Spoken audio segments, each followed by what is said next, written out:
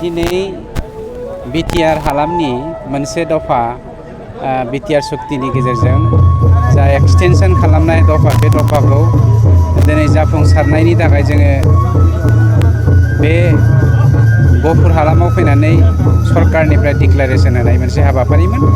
बे हाबाफारियाव बाहागो लानो मोननानै आं गावखौनो खोब गोजोननाय मोनदों आरो धन्य होननानै सानदों। मानोना रायजो राजाफोरनि अननाय, जों साफ्रोमबो बर' माहारिनि हास्थायनाया जुदि मोनसे दौलैजोंनो दावगालांबाय थायोब्ला जोंनि हारिनि साननाय आरो गेरेमसा हारि दानायनि जा मिजिं बे जाफुंसारगोन।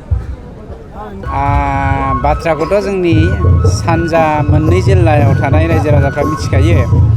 माने बिटिआर सुक्तिनि गेजेरजों जा एक्सटेनसननि दफा 3.1 बेखौ बिथांमोना जा होआ होननानै आगोलबो कर्टआव केस होनोबो नागिरा, होदोंमोनबो केसआव।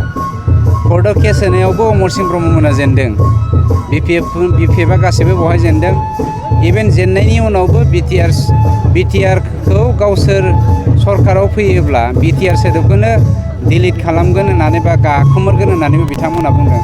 गतिके बे बेलायाव जाय जोंनि सानजानि गहपुरसिमल' नङा, धेमाजिसिम बा आउटसाइड बिटिआरनि जेसेबां बर' फिसाफोर दङ, हारिनि थामोनथा आरो गेरेमसा हारि दानायनि थांखिजों गावनि जिउ, गावनि फिसाफोरखौ, गावनि आंगोफोरखौ बावबाय, बोलि होबाय, बिथांमोननि थैनि बेसेनखौ लाखिनो रोङै बे हाग्रामा मोना दिनै बे हारिनि बेरेखायै माबायदि बुंदों बेखौ नोंथांमोना गासैबो मिथिखागौ।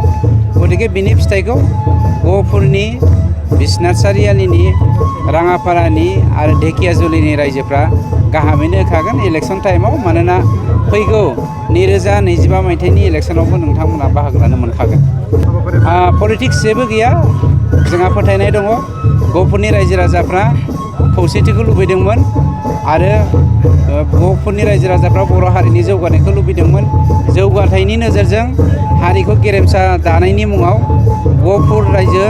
गहपुरनि एबा बिश्वनाथ सारियालिनि, राङापारानि, धेकियाजुलिनि रायजोफ्रा जे पलिटिक्स गेलेया बे कनफार्म।